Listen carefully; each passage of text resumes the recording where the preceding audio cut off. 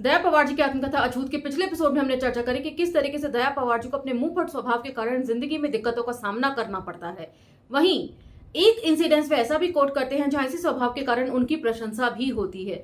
दादा साहब जब मंत्री बनते हैं तब दया पवार जी उन्हें चिट्ठी लिखकर इस बात से अवगत कराते हैं कि अब उन्हें एक ऐसे दलित नेता को खड़ा करना चाहिए जो दलितों के उत्थान के बारे में कार्य करने के लिए प्रतिबद्ध हो, जैसे कि बाबा साहब के समय खुद दादा साहब थे।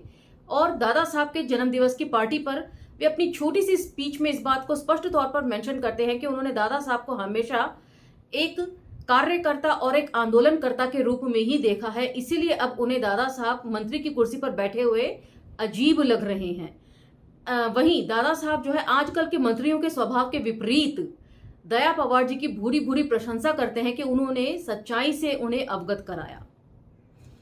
उसके बाद सबसे अहम बात जो दया पवार जी अंत में कोट करते हैं वो ये कि दादा साहब ने एक मंत्री होते हुए और मंत्री पद से जब वे हटे उसके बावजूद भी सामाजिक कार्यकर्ता के तौर पर वे लगातार काम करते रहे और दलित छात्रों के उत्थान के लिए उन्होंने जो संस्था खड़ी करी उसने जगह जगह गांव में दलित छात्रों के रुकने की व्यवस्था करी, उनके लिए हॉस्टल बनवाए और इस हॉस्टल का फायदा जो है वो दया पवार जी को भी मिला लाइफ में।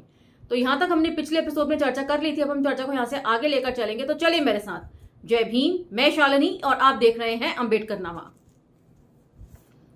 हाई स्कूल का पहला दिन याद है। इतनी भव्य इमारत में पहले पहल पढ़ने गया था। वैसे स्कूल बड़ा नामी था, शिक्षक भी ध्येयवादी।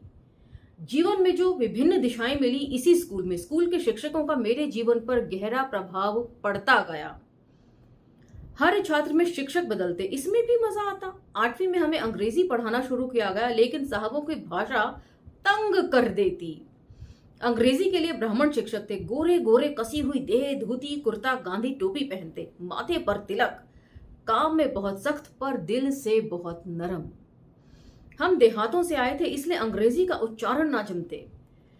मुंह में पेंसिल डालकर वह हमें उच्चारण सिखाते। 8वीं से ही अंग्रेजी मेरे लिए आफत थी। वह एसएससी तक बनी रही, बाकी विषय तो हाथ के मैल जैसे थे।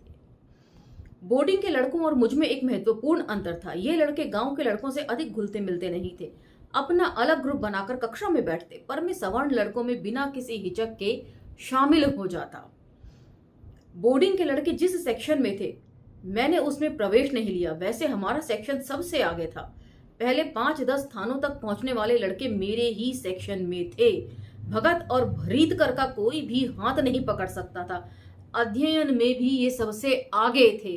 तो ये सारे बोर्डिंग के लड़के अधिकतर जो है वो दलित छात्र ही थे जो गांव देहात से आते थे और उनके रहने के लिए दादा साहब ने ही व्यवस्था करवा रखी थी अपनी संस्था के तहत। ये उन दिनों मेरे मित्र थे। दर्जी का लड़का खांबेकर याद आ रहा है, वह मुझे बड़ा प्यार करता। वैसे ये लड़का धनवान परिवारों में से थे। उनके कपड़े भी जगमग जगमग, कड़क स्त्री। उनकी पोशाक की तुलना में मैं साधारण लगता, परंतु मेरी निडरता और बकबक करने की आदत के कारण वे मुझे अपने साथ रखते।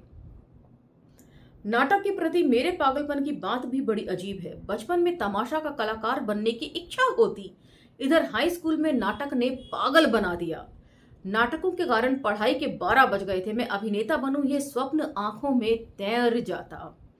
हाई स्कूल में शुरू में नाटक में प्रवेश कौन देगा? आज तक बोर्डिंग के लड़कों को यह अवसर कभी मिला ही नहीं था। स्कूल में कोई बड़ा समारोह था। स्कूल के लड़के लड़कियों के कार्यक्रम थे, विविध कार्यक्रम। स्टेज के सामने विद्यार्थियों की भीड़ में मैं भी एक दर्शक था। ऐसे समय मेरे स्वभाव ने जोर मारा। स्टेज पर कार्यक्रम शुरू होने में कुछ समय था। मैं अपने काकतकर सर से को जाकर मिलता हूँ। छोटा सा कार्यक्रम प्रस्तुत करने की अनुमति मांगी। वे पल भर मुझे देखते रहे। मैं बोर्डिंग का विद्यार्थी हूँ, वे पहचान गए थे। उन्होंने मुझे अनुमति दी। इससे पहले मराठी स्कूल में किए गए नाटक के कुछ टुकड़े याद थे। मैं स्टेज पर आकर एक पात्री नाटक शुरू कर देता हूँ। एकच प्याला, नाटक के सुधाकर के संवाद। इस खाली प्याले में तुम्हें क्या दिखता है? ये पूरा परिच्छेद ऊंची आवाज में कह डालता हूं। जब परिच्छेद समाप्त होता है तो तालियों की गड़गड़ाहट होती है। बाद में 1-2 दिन बुढ़िया के बाल सा मैं हवा में तैरता रहता हूं। बुढ़िया के बाल वो आपने देखा होगा, अक्सर आंख का जो फूल है या फल जो भी उसको बोलते हैं, वो तैरता रहता है हवा में बहुत ही शानदार और तन्मय तरीके से। उसी तरह की बात यहाँ पर वे कर रहे हैं और साथ ही ये भी बता रहे हैं कि हमें अपनी जो चीज़ें हैं वो एक्सप्लोर करती रहनी चाहिए। अपने आप को हम जितना एक्सप्लोर करेंगे उतना ही ज़्यादा हमारे समाज के लिए अच्छा होगा। भीतर की सुप्त शक्तियों का आभास हुआ। स्कूल में भी मेरा सम्मान बढ़ गया। इस कार्यक्रम के बाद मुझे अगले नाटकों में महत्वपूर्ण रोल दिए जाने लगे। मैं अपनी प्रत्येक भूमिका में जान फूंकने की कोशिश करता। उन दिनों दिवाकर की नाट्य छठा कोर्स में थी। एक बार एसएससी की पुस्तक में तेव ढच ज्ञान प्रकाशात विद इन ब्रैकेट उतना ही ज्ञान प्रकाश में नाट्य छठा मैं याद करता हूं। उस समय मैं छोटी कक्षा में था। एसएससी के लड़कों के सामने मेरी इस नाट्य छठा का अभ्यास हुआ। उस समय शिर वाडकर का बाजीराव और मस्तानी नाटक मैंने पढ़े थे। इनके अफलातून प्रेम विषयों और नाटक की भाषा से मैं बहुत प्रभावित हुआ। मेरी इच्छा थी कि यह नाटक स्कूल की गैदरिंग के लिए चुना जाए। मैंने नाटक की पुस्तक उठाई और सीधे प्रिंसिपल से मिला।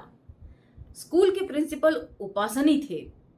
गोरे चिट्ठे छरहरा शरीर, सड़क पर भी चलते तो मिलिट्री स्टाइल से चलते, मोड़ पर 90 अंश का कोण बनाकर मुड़ते। वे स्कूल के एनसीसी के प्रधान थे। शायद इसका भी असर रहा हो, पर लड़के उनसे थर्राते।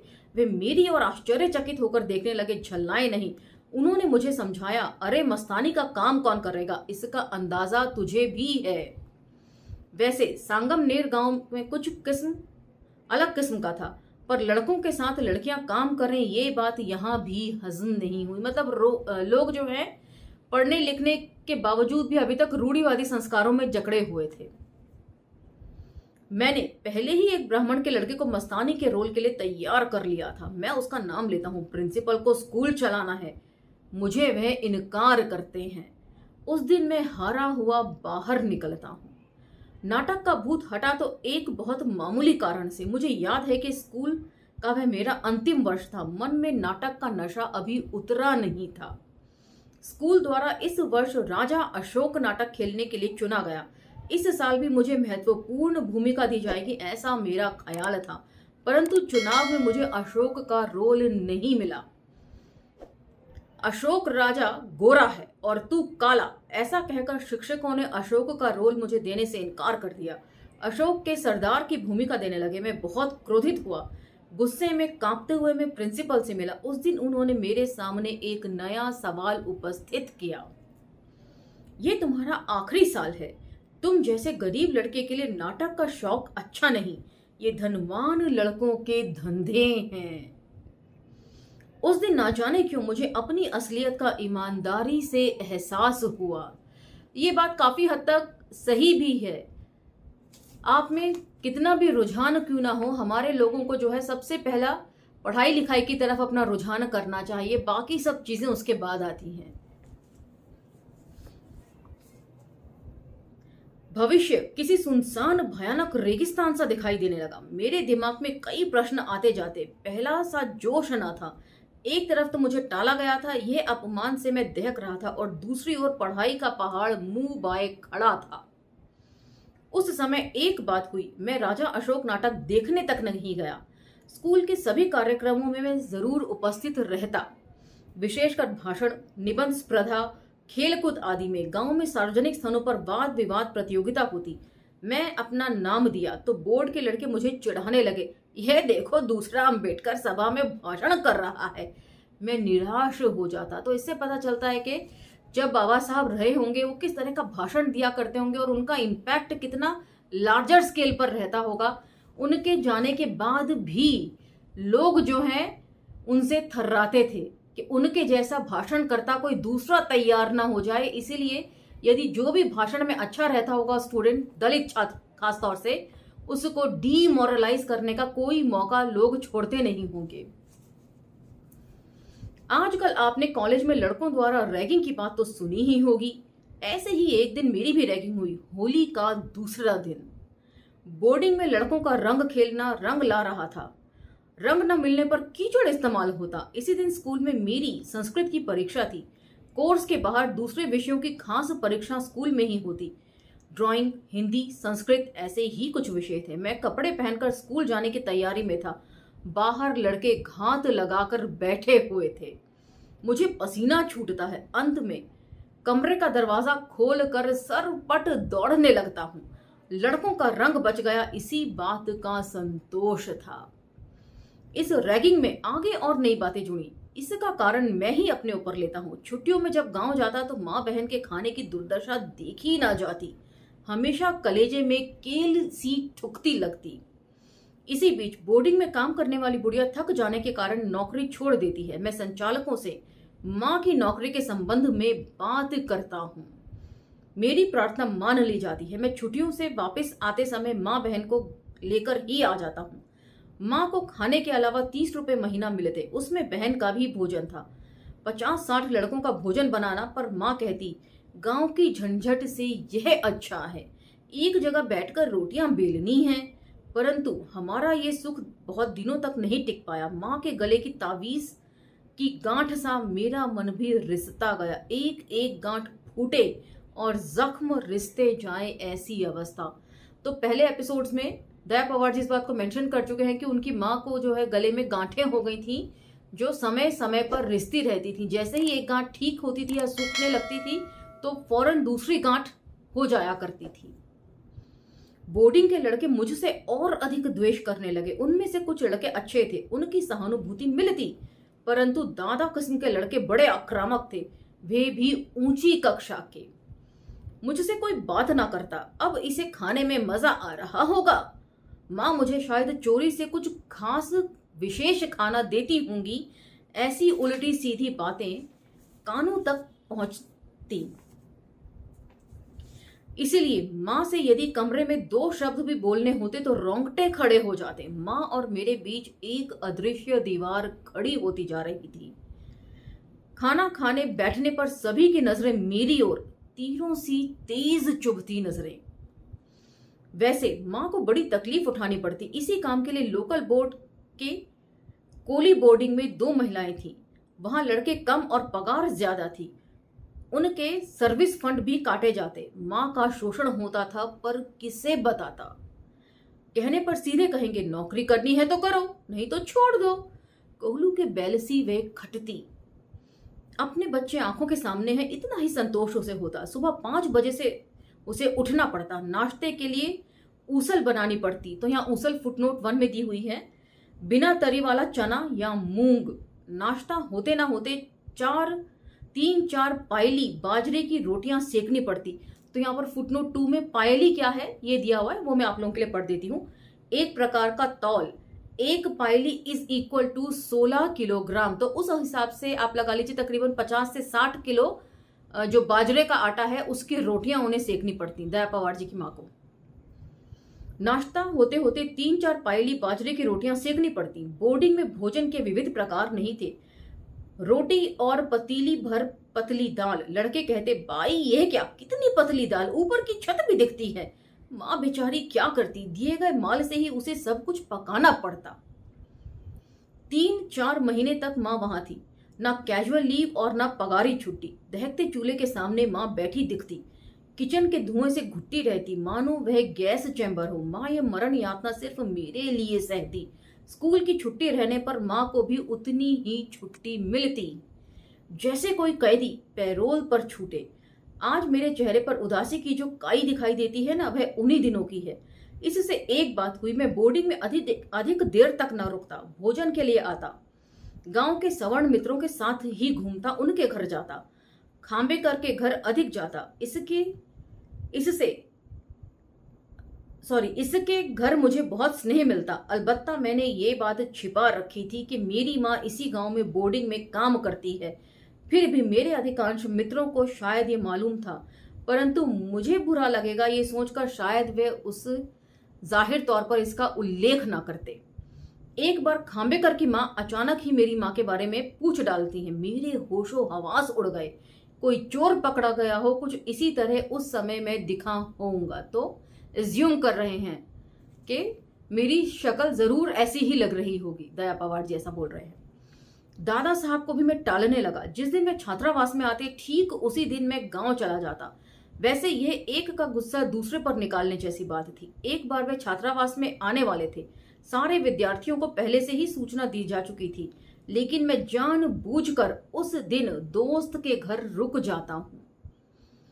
वे वापस चले गए होंगे ये सोचकर बोर्डिंग में वापस आया, परंतु जब वे बाहर ही निकल रहे थे तब उनसे मेरी मुलाकात होती है। वे बहुत झल्लाए, मुफ्त में खाकर संस्था का अनुशासन नहीं मानते। पर मैं मन ही मन हंस रहा था। मुझे सिर्फ इतना ही दर्शाना था कि मैं दादा साहब के बड़प्पन के सामने झुकता नहीं। मतलब कि उन्होंने उपकार किया, मुझे बोर्डिंग में रहने के लिए सैंक्शन कर दिया मेरे एप्लीकेशन फॉर्म को, तो इसका मतलब ये नहीं कि वे जो भी कुछ गलत कर रहे हों उसे मैं अपना लूं या मैं चुप रह जाऊं उस गलत के सामने। दरअसल मेरा गुस्सा परिस्थितियों के कारण था और वे मेरी हालत नहीं समझ पा रहे थे। इस प्रकार का एक मजेदार द्वंद्व हम दोनों के बीच था। मुंह दबाकर मुक्कों की मार में सह रहा था। फिर भी एक बार मेरा दबा स्वर अचानक फूट पड़ा। धरती से लावा बाहर निकल पड़ा। ठीक वैसा ही लगा। मुझे अपने आप पर आश्चर्य हुआ। एक दिन स्कूल से आ रहा था, पेट में चूहे दौड़ रहे थे। बोर्डिंग के पास आते ही बंद कमरों से लड़कों के गाने की आवाज सुनता हूं। इस इंसिडेंस को जरा ध्यान से सुनिएगा। शोषण के कितने रूप होते हैं, उनमें से एक रूप यह भी है। बोर्डिंग के पास आते ही बंद कमरे से लड़कों के गाने की आवाज सुनता हूं, साथ में टीन की डफली बजाई जा रही है। वैसे बोर्डिंग में ये सब नया नहीं था। मैं यूं ही दरार के दरवाजे से भीतर झांकता हूं। वहां का दृश्य देखकर मेरे होश उड़ गए। 9-10 साल की मेरी छोटी बहन नाच रही है और लड़के आनंद से गीत गा रहे हैं। श्रृंगारिक गाने पर बहन नाच रही है।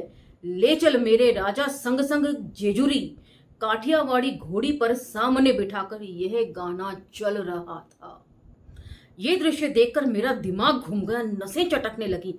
मैं जोरों से दरवाजे पर लाते मारने लगता हूं। मुझे यकायक क्या हो गया यह सोचकर लड़के दरवाजा खोलते हैं। मैं गाली बकने लगता हूं। भोसड़ी के, अपनी मां बहनों को क्यों नहीं नचाते? क्षमा कीजिएगा, यही शब्द हैं।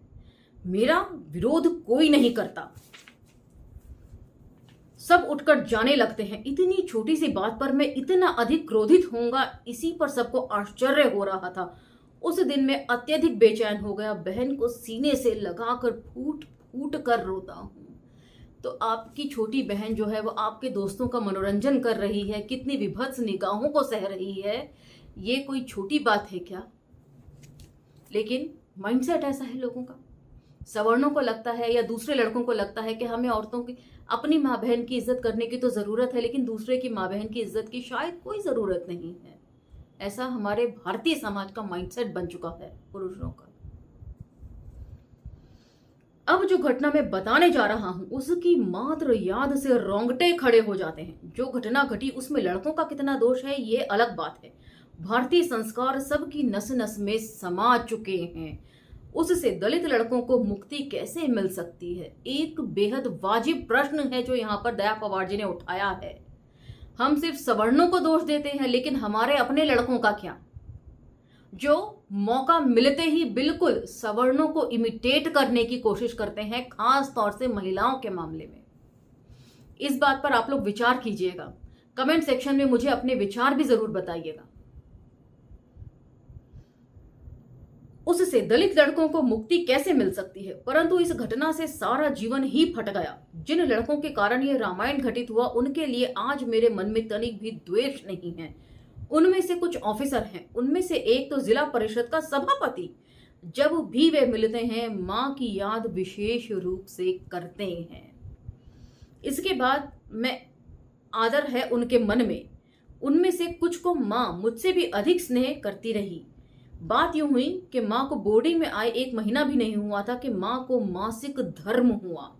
उस पर वैसे पुराने संस्कार। इस अपवित्र अवस्था में पका भोजन लड़कों को कैसे खिलाए, यह उसके सामने दुविधा। मां अपनी उलझन सुपरिटेंडेंट को बताती है। क्या करें वे भी सोचने लगे।